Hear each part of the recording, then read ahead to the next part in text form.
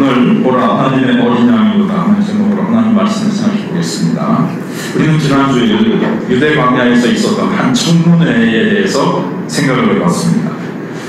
온 유대인들의 관심은 유대 광야에서 외치는 이 세례 요한이 뭐라고 하는지 거기에 온 관심이 쏠려 있었습니다.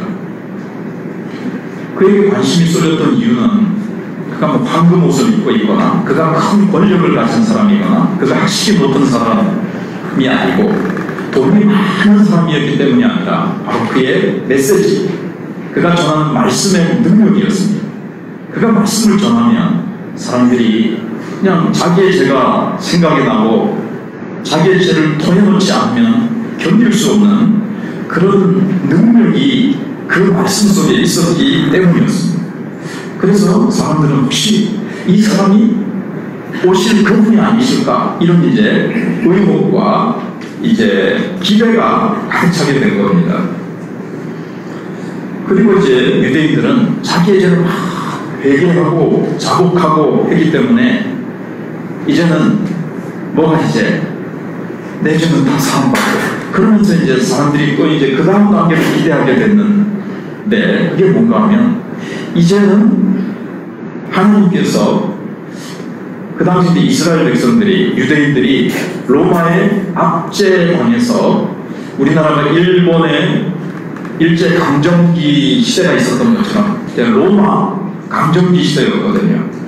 그러니까는 이제 그들이 기다리고 있던 메시아가 나타나서 장군처럼 말이죠. 큰 왕처럼 힘을 가지고 나타나서 자기들의 그 빼앗긴 나라를 다시 되찾아주고 빼앗긴 땅을 자기들이 이 빼앗긴 모든 주권과 모든 그런 것들을 다 회복시켜주기를 이제 기대하는 마음이 이제 막 부풀어 오른 거예요. 야, 이제 저분이 메시아일까? 저건 뭔가 새로운 시대가 도래한 것 같다. 아, 그러면 우리가 그렇게 그토록 기다리던 메시아가 오셔서 우리를 이제 해방시켜주고 우리가 이 땅에서 이제 잘 먹고 잘 사는 부국 강경 나라로 만들어 줄 그런 기대를 이제 막 가지게 된 거예요. 그러면서 이제 청문회가 열린 겁니다. 자, 가서 알아봐라. 저 사내들린 예루살렘의 사내들린 공예위에서 사람들을 파송해서 그리스도인지 저 사람의 정체가 도대체 누군지 알아봐. 그래서 당신이 그리스도시요? 그런데 다시 청문회에서 물어봤죠. 지난주에 배운 내용입니다. 나는 아니라 단연코 분명하게 숨김없이 명명백백하게 세례요한은 밝힌 겁니다. 나는 그리스도가 아니다. 그럼 당신 누구요? 당신 엘리야요? 아니다. 당신 그럼 그 선지자요? 아니다. 자기는 아니라는 거예요. 그러면서 내 뒤에 오시는 분이 계시다. 그러면서 뒤에 오시는 분에 대해서 이제 소개를 하는데 그리스도는 내 뒤에 오실 것입니다. 근데 그분은 내 뒤에 오시지만 벌써 그분은 요한복음 앞에 설명한 것처럼 선제하시는 것, 모든 역사와 우주가 창조되기 전에부터도 항상 계시던 분이셨다. 시간적으로는 내 뒤에 오시지만 그분은 나보다 훨씬 먼저 계셨던 분이시다. 이렇게 이제 소개를 하고요. 나는 그분의 이 신발끈도 이렇게 낼 수 없고 그분의 신발을 이렇게 도와드리는, 신발 들고 뭐 어떻게 신발을 이렇게 정리하고 그분의 신발에 대해서 수정드는 일도 감당할 수 없는 나는 그런 자입니다. 그분은 나의 주인이시고 그분과 나는 비교도 할 수 없는 그런 분이 내 뒤에 오십니다. 이렇게 이제 소개를 하는 거예요. 그리고 그분은 그리스도시요 온 이스라엘을 구원하실 구세주라는 것을 이제 밝히고 있습니다. 그래서 오늘 본문은 뭐냐면요, 그 청문회가 있은 그 다음 날의 이야기입니다. 네. 자, 그 다음 날 예수님이 이제 세례 요한을 향해서 오시는 거예요. 그걸 보고는 세례 요한이 예수님을 가리키면서 보라, 세상 죄를 지고 가는 하나님의 어린 양입니다. 아주 유명한 구절이죠. 요한복음 1장 29절 주소까지 외우면 좋습니다. 보라, 세상 죄를 지어가는 하나님의 어린 양이로다. 내 뒤에 오신다고 말하는 그분이 바로 이분이시다 하고 예수님을 소개하는 거예요. 사람들은 깜짝 놀라서 그분을 바라봤습니다. 바라봤는데 누구지? 뭐 빛이 번쩍번쩍 나거나 황금 옷을 입거나 말을 타거나 마차를 타고 온 것도 아니고 봤는데 그냥 젊은 목수, 보잘것없고 어떻게 보면 초라하고 평범한 그냥 예수. 그 당시에 예수라는 이름이요 너무나도 흔했어요. 옛날에 철수와 영희, 철이와 영희 이런 것처럼 영철이 이런 이름처럼 이스라엘에 흔했던 이름입니다. 그냥 평범한 청년이 하나 서 있을 뿐이에요. 그러니까 사람들이 뭐야 저 사람이 뭘 우리 그리스도라고 저분이 우리를 구원할 왕이시라고 구세주라고 도저히 사람들은 어이가 없는 거죠. 그런데 세례요한은 나도 저분을 몰랐었습니다. 그런데 내게 말씀하시는 하나님께서 신분이 누구든지 네가 세례를 주는 중에 성령이 그의 머리 위에 비둘기같이 임하는 것을 보거든 그가 성령으로 세례를 줄 뿐이라는 것을 네가 알아라. 이렇게 말씀하셨습니다. 근데 나도 그분을 몰랐지만 전혀 몰랐다는 얘기는 아니에요. 왜냐하면 친척 관계거든요. 세례 요한의 어머니 엘리사벳은 이 마리아 예수님의 60의 어머니 마리아와 이제 친족 관계였거든요. 그렇기 때문에 어릴 때 좀 만났을 거예요. 세례 요한은 일찍이 집을 떠나서 광야에 들어가서 이제 기도하면서 하나님의 말씀을 읽으면서 자기의 때를 이제 준비한 거죠. 그래서 이제 일찍이 헤어졌을 수 있지만 전혀 몰랐던 건 아니에요. 인간적으로는 알고 있었어요. 그러나 그분이 정말 하나님의 아들이시요 그분이 온 인류를 구원하시기 위해서 사람 되어 오신 하나님의 아들이라는 사실 그리고 성령으로 세례 주실 분이라는 것은 정확히 모르고 있었거든요. 그런데 이렇게 성령께서 비둘기같이 그분 위에 지금 임하는 것을 내가 지금 본다. 그러니 저분이 바로 내가 내 뒤에 오시는 분이 우리를 구원하실 것이다 라고 내가 미리 앞서서 얘기했던 그분이 바로 저분이다 라고 이렇게 증거한 겁니다. 그래서 첫 번째 우리가 생각할 때 하나님의 이제 어린 양인데요. 방금 읽었던 29절에서 세례 요한이 바라보는 그 유대인들의 기대는 굉장했다고 그랬지 않습니까? 세례를 받고 막 그의 설교를 들으면 막 뒤집어지고 막 누구든지 막 악한 사람, 못된 사람, 참 희한하게 참 그 골칫거리 문제 덩어리던 사람들도 그냥 다른 사람을 괴롭히고 사회에서 문제를 일으키는 그 사람들도 그렇게 정말 못돼 쳐먹은 사람들도 그 앞에 와서는 전부 다 자기의 죄를 막 고백하고 뒤집어지고 막 난리가 나는 거예요. 그러니까 세례를 받고는 사람들이 굉장한 기대를 가지게 되는 거죠. 사람들이 막 너도 나도 와가지고는 사람들이 그냥 막 죄를 토해놓고 그러니까 그래서 백성들은 자기의 죄를 고백하고 물로 세례를 받은 것으로 근데 거기서 이제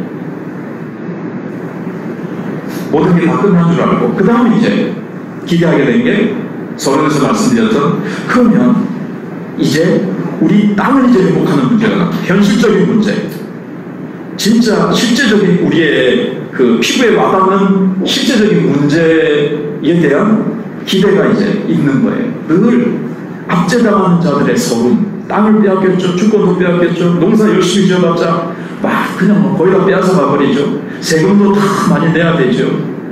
뭐 하나 자유가 없이 하나님 나라의 하나님의 백성인데 이렇게 힘없이 세상 나라에 짓밟힘을 당하고 수고한 모든 열매들은 거의 다 빼앗겨버리고 주님배를 움켜쥐고 주권도 없이 그렇게 지배당하는 약소민족의 서름 늘 여기서 이제 막 해방되고 자유케 되기를 이제 막 기다리는 것이 그들의 늘 기대감이에요.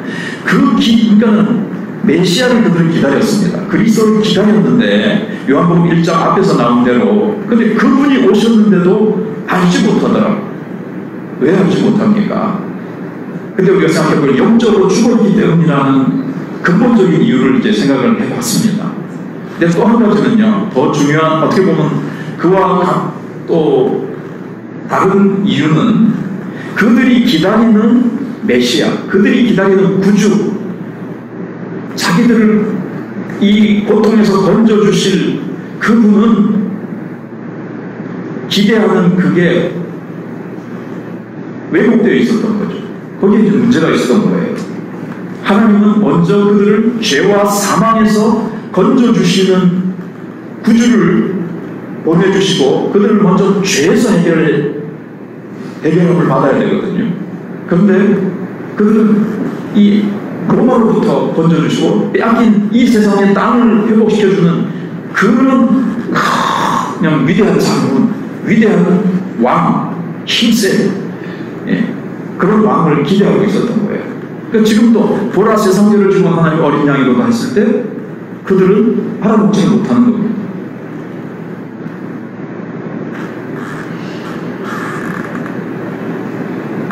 그래서 하나님께서는 우리에게 원하시는 것은 하나님께서 이제 이스라엘 백성들을 향해서 우리 인생들을 향해서 원하시는 것은 단순히 세례요한 앞에 나와가지고 그냥 죄를 고백하고 물세례만 받는 것 이것이 아니었습니다. 요것만이 아니었어요. 이거는 예수님을 맞이하기 위한 준비 작업이었다고 지난주에 우리가 생각을 해봤습니다.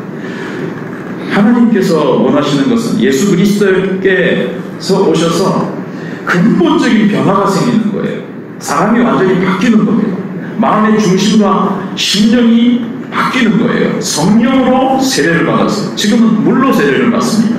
요단강에 몸이 푹 잠기는 거죠. 이제 세례라는 것은 침례교에서는 침례라고 그러죠. 물에 세례라는 것은 씻을 세자니까요. 물로 씻는다. 그건 상징일 뿐이에요. 우리의 죄를 씻는다. 또 물에 푹 잠기는 것은 내가 죽었다가 물에서 올라오면 다시 살아나는 것. 뭐 이런 것을 뜻하고 아무튼 이 물은 씻는 것을 이제 상징하는 거죠. 근데 이건 상징일 뿐이에요. 물로 씻었다고 해서 정말 내 죄가 씻어지는 것은 아닙니다. 이거는 장차 뒤에 오셔서 성령으로 우리의 죄를 씻어주실 예수 그리스도, 그리고 세상 죄를 지고 가는 하나님의 어린 양, 우리의 죄를 위해서 십자가 위에 올라가셔서 이제 죽으실 예수 그리스도, 그걸 통해서만이 우리가 정말 죄 씻음을 받고 우리의 중심이 완전히 새 사람이 되는, 죄를 좋아하고 죄악 가운데 거하던, 죄에 붙잡혀 살던 우리가 죄의 사슬을 끊고 죄 사함을 받고 성령으로 세례를 받아서 하나님이 기뻐하시는 사람으로, 하나님의 자녀로 거듭나고 새로운 사람이 되는, 새로운 사람으로 만드는 것이 하나님의 계획이고 하나님이 하시고자 하시는 일이에요. 그래서 예수님을 지금 보내시는 겁니다. 세례요한은 그 예수님이 하실 일을 준비하자고, 사람들로 하여금 좀 준비하는 작업을 좀 할 뿐이라는 거예요. 세례요한의 세례는 사람을 근본적으로 변화시키는 것이 아닙니다. 죄를 없애주지는 못합니다. 죄를 고백하게 만들고 물세례를 통해서 장차 오셔서 성령 세례를 받을 그 예수님을 기다리게 하는 그런 일을 하게 되는 거예요. 그래서 예수님은 그들의 중심을 바꾸셔서 새로운 백성으로 새 창조를 하시려고 하시는 것입니다. 그래서 여기 이 29절이 하는 말이 너무나도 정말 예수님이 누구시고 예수님이 이 땅에 오셔서 예수님이 하실 사역, 예수님이 하실 일을 한 구절로, 이렇게 한 구절로 딱 표현하기라는 건 정말 어려울 거예요. 세상 죄를 지고 가는 하나님의 어린 양. 근데 먼저 밖에 뭐가 있죠? 보라가 있습니다. 우리의 온 관심을 기울여서 봐야 될 분은 예수님이라는 거예요. 저분을 보라는 거예요.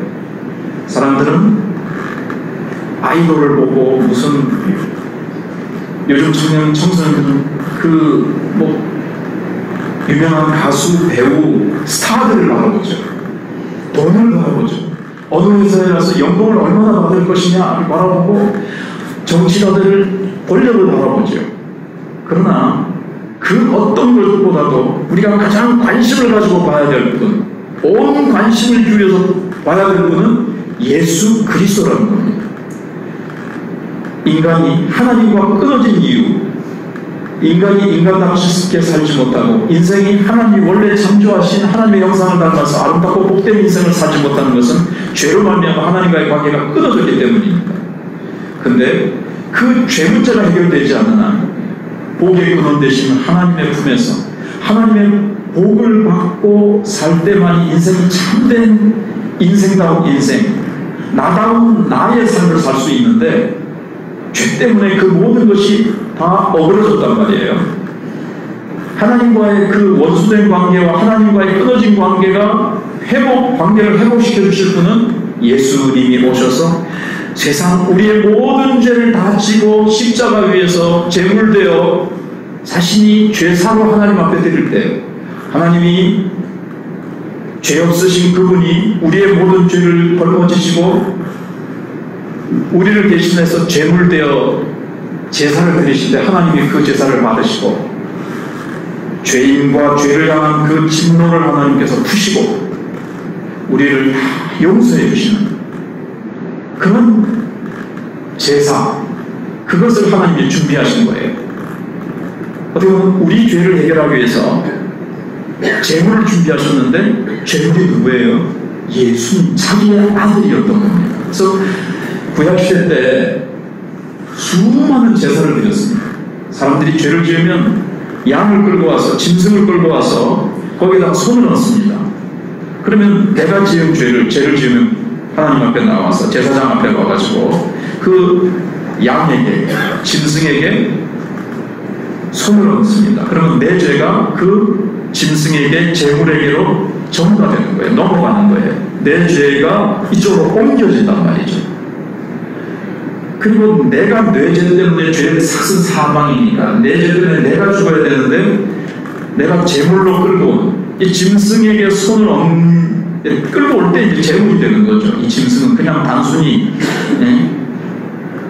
짐승이 아니라 제물이 되는 거예요. 내 죄를 위해서 대신 죽을 제물이 되는 것이고 끌고 와서 제사장 앞에서 손을 얹을 때 내 죄가 짐승에게로 넘어가는 겁니다. 그러면 제사장이 이 제물을 잡습니다. 죽입니다. 피를 흘립니다. 내가 죽어야 되는데 이 제물이, 이 짐승이 대신 죽는 거죠. 희생되는 거죠. 그래서 우리가 사회에서 뭐 희생양 이런 말을 쓰잖아요. 그게 바로 이제 기독교 여기 이제 제사제도에서 나온 용어인데, 그래서 예수님이 나를 대신해서 죽으시는 거죠. 세상 죄를 지고 가는 하나님의 어린 양으로 예수님이 오셨다는 거예요. 이때 이스라엘 백성들은요, 요 한마디 안에 다 알아보게 돼 있어요. 왜냐면 수천 년 동안 이스라엘 백성들은 계속 아침에도 제사를 드리고 저녁에도 제사를 드리고 계속 제사를 드립니다. 성전에서 죄를 지을 때마다, 그리고 절기 때마다 6월절이 오면 또 6월절에 이스라엘 백성이 애굽에서 나올 때 마지막 10번째 재앙이 장자가 죽는 거였잖아요. 장자라는 것은 그 집의 대표입니다. 모든 집의 장자가 다 죽어야 된다는 것은 모든 사람이 다 죄로 말미암아 죽어야 된다는 겁니다. 근데 이스라엘 백성에게는 양을 잡으라고 했어요. 죽기 나흘 전에 양을 제일 흠없고 제일 좋은 양을, 뭐 부스럼이나 상처가 있거나 쩔름말이거나 눈물 없거나 이러면 안 돼요. 온전한 양. 이게 뭘 말합니까? 죄 없고 흠 없으신 거룩하신 예수 그리스도, 죄 없으신 예수 그리스도, 하나님의 아들만이 죄가 없으신데 예수님이 우리를 위해서 이제 대신 죽으실 것 얘기하는 거죠. 그래서 나흘 전에 딱 마당에다 묶어둡니다. 그럼 애들이 물어봅니다. 아빠, 저 예쁘고 좋은 양을 왜 저기다가 묶어놨어요? 답답할 거 아니에요. 저 양은 하나님께서 이제 나흘 뒤면 이 애국 전역을 돌아오실 텐데, 그때 죽음의 사자를 하나님이 보내실 텐데 모든 애국 전역에 있는 장자들이 다 죽임을 당합니다. 죽음의 사자. 근데 저 양은 장자인 너를 대신해서 죽임을 당할 거야. 그래요? 그래서 그 애는 이제 눈물을 흘립니다. 사실은 그 가족 전체의 대표죠. 그래서 어린 양이 죽임을 당하고 이제 그 다음에 그래서 그 양을 잡아가지고 피를 인방과 문설주에 다 바르죠. 그럼 죽음의 사자가 왔을 때 애굽에 있는 모든 장자들은 죽음의 사자가 다 장자를 죽입니다. 모든 애굽에 있는 장자들의 집에서는 호곡 소리가 나는 거예요. 통곡 소리가 나는 거예요.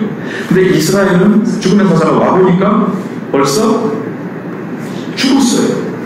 장자를 대신해서 어린 양이 대신 죽었어요. 그러니까 이제 6월 넘어간단 말이에요. 여기 벌써 죽음이 지나갔네? 죽음의 사자가 왔다가 그걸 얘기하는 거거든요. 뿐만 아니라 수천 년 동안 성전에 가면 계속 제물들이 계속 죽입니다. 거기 제단에는 늘 불이 피워져 있습니다. 그 불이 활활 타는 제단 위에 짐승들이 계속 죽어갑니다. 수많은 사람들이 자기가 죄를 지으면 제물을 가지고 와서 계속 안수하고 또 제단 위에 올려서 각을 떠서 그 고기, 피가 흐르고 계속 대하에는 피가 끊이질 않아서 피가 강같이 흐릅니다. 그 피가 이스라엘 백성들의 죄를 씻는 거예요. 그래서 예수 그리스도 보라 세상 죄를 지은 하나님의 어린 양이로다 그랬을 때 우리의 죄를 위해서 대신 죽으실 제물이시구나. 다 그렇게 세례 요한이 너무나도 짧은 한 단어 속에 한 구절 속에 예수님이 이 땅에 오신 근본적인 이유 그걸 갖다가 다 표현한 거예요. 요 속에 그야말로 엑기스로 딱 농축되어 있는 거예요. 예수님은 누구십니까? 세상 죄를 지고 가는 하나님의 어린 양. 그래서 이사야 53장 7절에 있는 대로 그는 도수장으로 끌려가는 어린 양과 같이 털깎는자 앞에서 찬찬했다고 그랬어요. 그래서 이 말씀은요 원래는 뒤에서부터 어떻게 보면 거꾸로 좀 읽어야 돼요. 뒤에 좀 갔다 가야 돼요. 우리가 사복음서를 보면 끝부분에 뭐가 나오죠? 예수님이 잡혀가서 묶이시고 죽임을 당하시죠. 채찍에 맞아서 피 흘리시고 예수님이 우리 절에서 십자가에 달리셔서 또 피를 흘리십니다. 제물되어서 십자가 제단 위에서 자신을 제물로 해서 우리의 모든 죄를 예수님이 대신 뒤집어 쓰시고 우리의 죄값을 십자가에서 다 지불하시는 거예요. 이것을 이스라엘 백성들에게 얘기해 주는 겁니다. 근데 그들은 정말 택한 자들만 알고 모르는 거예요. 우리를 로마 땅에서 구원해 줄 자, 우리를 이 땅에서 잘 먹고 잘 사는 자로 힘없는 우리를 약소국가에서 부국 강병의 나라로 회복시켜 줄 위대한 장군, 위대한 왕, 힘 있는 왕 이렇게 기대하고 있었기 때문에 그게 이제 이스라엘 백성들은 예수님을 몰라보고 배척하고 마침내 예수님을 십자가에 죽도록 내어주죠. 자기들을 구원하러 오신 분을 오히려 죽이는 아이러니한 참 이런 일이 이제 벌어지게 되어지는 겁니다. 그럼 여기 세상 죄를 지고 간다 그랬으니까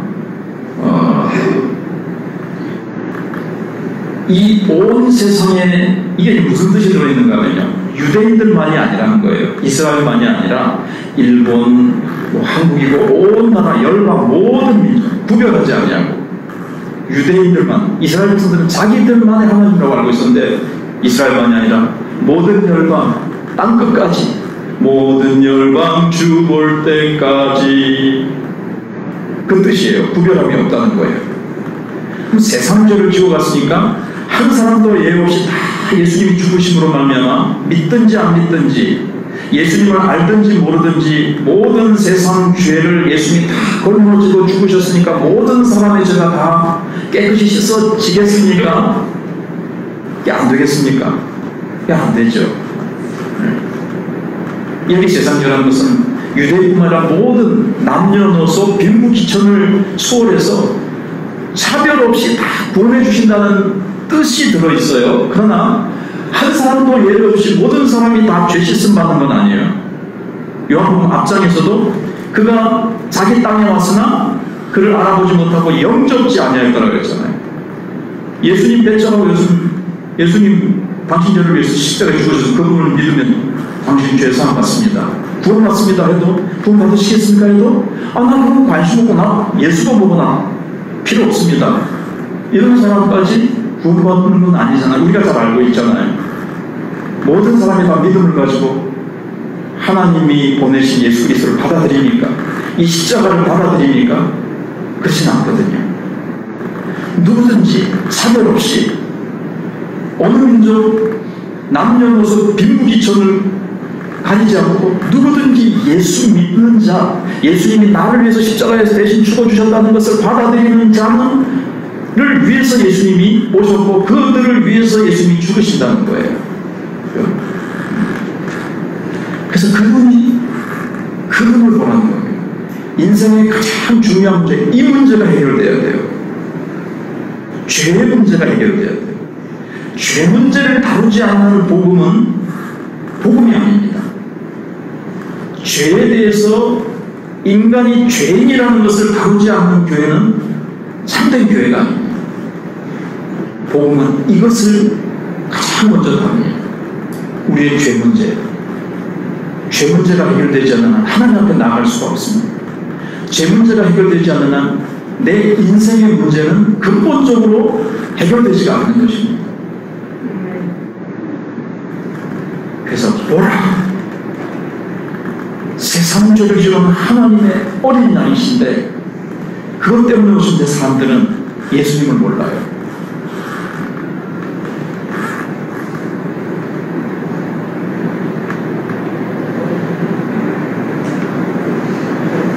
자, 두 번째는 요한이 물로 세례를 주는 이유가 이제 31절에 나오는데요. 요한이 물로 세례를 주는 것은 유대인들로부터 죄의 자백을 받기 위한 것이죠. 근데 또 한 가지가 있어요. 그래서 예수님을 맞이할 준비를 하게 하는데 또 한 가지는 뭐죠? 예. 계속해서 세례를 주고 있으면 어느 날 그리스도가 세례를 받으러 요한에게 오실 것이라는 것을 얘기해주고 있는 거예요. 미리 안 편하는데요. 말씀대로 다 외우지는 못하고. 자, 21절을 보시면 20절이 아니라 31절에 나도 그를 알지 못했으나 내가 와서 물로 세례를 베푸는 것은, 자, 내가 물로 세례를 베푸는 이유는 뭐라고 그러니까 그를 이스라엘에 나타내려 함이라 그랬어요. 이렇게 자꾸 세례를 주다 보면은 주고 있으면 요단강에서 오늘 그분이 이제 세례 요한에게로 오신다는 거예요. 그분도 세례를 받아요. 그분 죄가운데 왜 세례를 받습니까? 그때 세례 요한이 세례를 주려고 딱 손을 얹을 때 택한 백성들의 모든 죄가 예수님에게 넘어가는 거예요. 그래서 예수님은 그때 이제 모든 우리를 위해서 이제 세례를 받으시는 거죠. 그래서 예수님을 이스라엘에 나타내기 위해서 지금 계속 이제 세례를 주는 거예요. 자, 그래서 요한도 나도 그를 정확히 몰랐지만 그분이 올 것이고 아까 서론에 말씀드린 대로 다른 성경에 보면 내가 당신에게 세례를 받았는데 왜 당신이 나에게 오십니까? 그래서 허락하라. 그러면서 하나님의 영광을 위해서, 그게 이제 이스라엘 가운데 예수 그리스도의 영광을 드러내기 위해서 되는 거예요. 그래서 23절에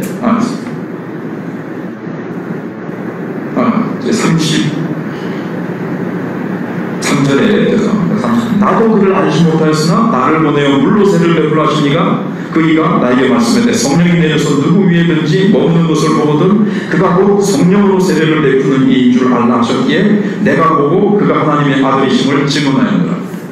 내가 그에 위해 성령이 내리시는 것을 보고 바로 이분이 너희를 구원하실 자요, 너희들의 모든 죄를 지고 너희들을 대신하여 죽을 하나님의 어린 양, 죄물되어 십자가에서 죽으실 그분이시다 라는 것을 너희들에게 지금 내가 증거한다. 근데 그분은 하나님의 아들이시다, 이렇게 이제 증거하고 있는 겁니다. 주님은 어디에 나타나십니까? 이스라엘 백성들이 죄를 막 회개하는 거죠. 천국에서 이제 신부에게 가서 이제 막 그 죄를 고백하죠. 우리는 그렇게는 하지 않습니다만은, 그러나 어떤 때는요, 죄를 공식적으로 고백한 거죠. 모든 죄를 다 공식적으로, 공개적으로 회개할 필요는 없어요. 나 1907년도에 평양 장대영 교회가 거기서 큰 성령의 부으심이 나타날 때 무엇을 하고 있었습니까? 이제는 뭐 제가 장로님들도 제가 나이도 얼마 안 됐지만 기억이 안 나는 어느 장로님이 자기의 죄를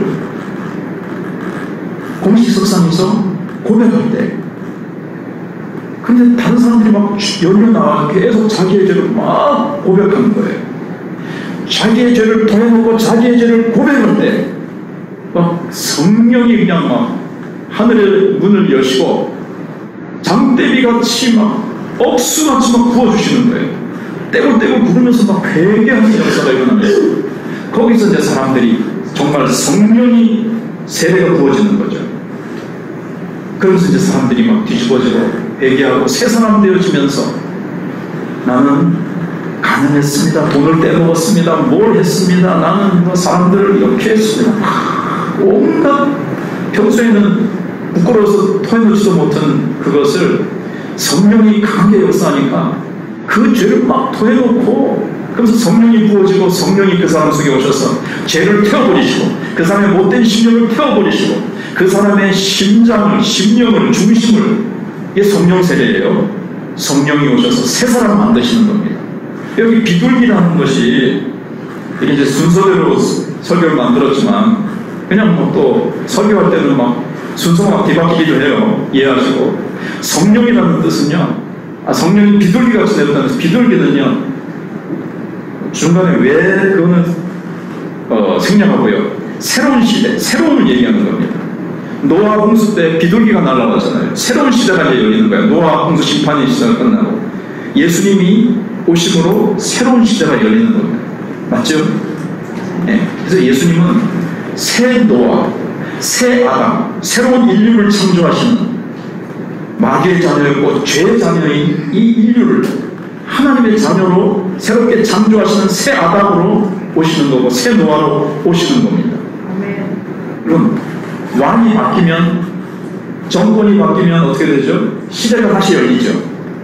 예수님이 오심으로 말미암아 일반 세상 역사도 BC와 AD로 역사의 페이지가 갈라지고 나뉘어졌습니다. 비포 크라이스트, 예수님 이전과 AD, 안노 도미니, 이거는 라틴어고, In the year of our Lord, 우리 주님의 시대, 주님이 오심으로 정말 세상에 얼마나 이 복음이, 얼마나 성령의 세례를 주시는 이 구주가 오심으로 말미암아 먼저 유럽이 뒤집어지고 지금은 또 많이 타락했지만 온 세상이 역사가 뒤바뀌는 예수님 오심으로 새로운 시대가 열리게 된 거예요.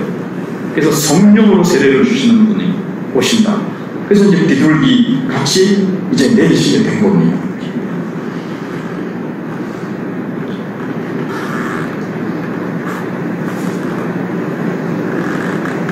순서를 바꾸면, 그러고 나서 이제 여러분 어떻게 해야 되겠습니까? 하나님 어디에 오셨다고요? 죄를 고백하는 것을.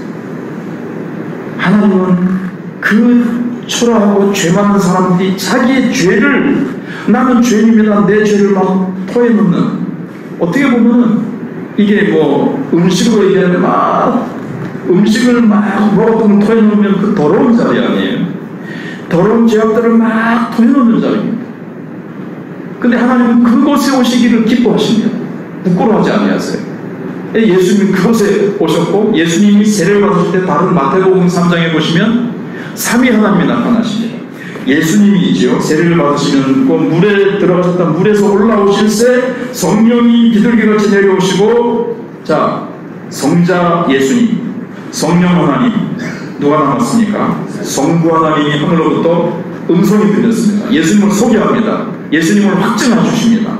이는 내 사랑하는 아들이요 내 기뻐하는 자로다. 하나님 그렇게 소개해 주십니다. 삼위일체 하나님이 다 동원하셔서 그 영광을, 너희들을 구원하러 내가 일을 시작한다. 하는 선포를 기뻐하시는 거예요. 어떤 자리에서요? 죄를 고백할 때. 저는 한두 번 간증한 적인데, 제가 울산에서 예수님을 믿고 죄 고백에 대해서 회개에 대한 어떤 강의를 듣고 내 자취방으로 돌아와서 문을 걸어 잠그고 죄를 하나씩 하나씩 생각나는 것을 다 고백할 수는 없어요. 생각나게 해주세요. 죄를 고백할 때 제가 뭐 다른 건 내 마음이 정말 깨끗해지고 그 이후로 점점 그때를 비롯해서 너무나도 내 삶이 이렇게 유턴하는 그런 역사를 일으키시는 것을 보았습니다.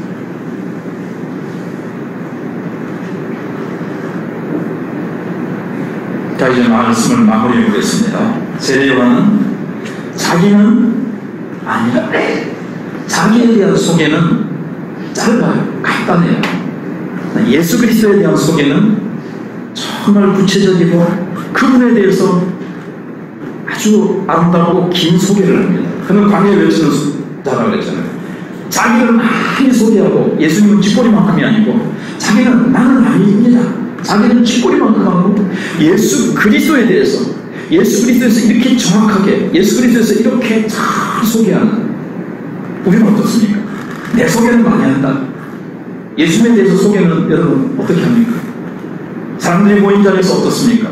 세례요한처럼 나는 부인하고 나는 사라지고 내 안에 계신 그리스도, 성부 하나님에 대해서 확 끼워 넘어서 생각해 봅시다. 성부 하나님이 어떻게 예수님을 소개하셨습니까? 이는 내 사랑하는 아들이요 내 기뻐하는 자다. 우리한테 한번 적용해 볼까요? 여러분은 예수님을 어떻게 소개하시겠습니까? 성부 하나님이 예수님을 소개하신 것이지만 여기 두 가지 면이 있어요. 내 죄를 위해서 하나님이 그렇게 사랑하시고 기뻐하는 자기 아들을 내어주셨다는 것, 우리가 사순절에 한번 생각해보세요. 죄인된 나, 죽어마땅한 나, 심판받아 멸망할 나를 위해서 하나님이 자기의 그토록 사랑하시고 그토록 기뻐하시는, 얼마나 예수님이 아름답고 순종자하시고 착하시고 기도 많이 하시고 이렇게 귀한 아들, 이렇게 예쁘고 사랑스러운 아들이 어디 있어요? 그 아들을 나를 위해서 주시는 거예요. 그 면이 있고요. 예수님을 그렇게 소개합니다. 여러분, 예수님 어떻게 소개하시겠습니까? 찬송이 생각났어요. 나의, 열심히 연습했는데, 기쁨 나의 소망 되시며 나의 생명이 되신 주, 밤낮 불러서 찬송을 드려도 늘 아신 마음뿐일세. 나의 생명, 나의 기쁨, 나의 소망, 나의 모든 것입니다. 여러분 각자 체험한 예수님이 있을 겁니다. 여러분, 예수님을 내가 아니라 예수님이 나의 생명이요 나의 모든 것이요 나를 변화시키신 분이요, 세상 재미 기쁨 이런 거 다 소용없고 내가 참된 기쁨, 하늘의 생명, 영원한 기쁨, 영원한 생명을 주신 분이 예수입니다 라고 예수님을 소개하는, 사람을 낳는 법, 하나님처럼 세례 요한처럼 우리는 광야에 외치는 자의 소리가 되어서 예수님 알지 못하고 세상 죄를 지고 가신 그 죄 문제를 해결하신 예수님, 죽음의 문제를 해결하신 예수님을 늘 소개하시며 살아가시는 저와 여러분들이 되시기를 주님의 이름으로 축복합니다. 네, 기도하겠습니다. 하나님 감사합니다. 우리가 하나님의 아들과 딸이 될 수 있게 하시고 우리의 죄를 없애기 위해 십자가에 내어주신 아들을, 예수를 알 수 있다는 것이 얼마나 풍성한 특권입니까? 감사합니다. 사랑하고 기뻐하는 당신의 아들을 보내셨으니 감사드립니다. 우리의 죄를 씻어주시고 우리를 눈처럼 희게 하시는 예수님으로 인하여 감사를 드립니다. 나를 위해 십자가 위에서 모든 것을 지불하신 예수님으로 인하여 감사드리며 이 예수님의 이름으로 기도하옵나이다.